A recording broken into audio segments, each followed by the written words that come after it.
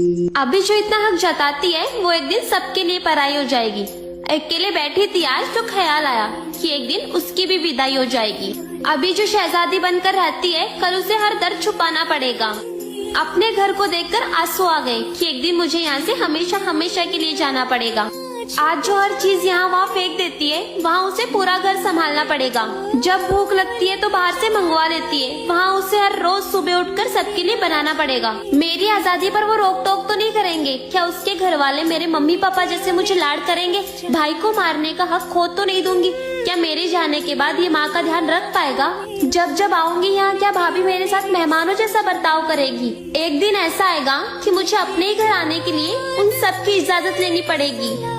ये घर भी उसका नहीं रहा, वो घर भी उसका नहीं रहा। सच में एक बेटी होना बिल्कुल भी आसान नहीं होता।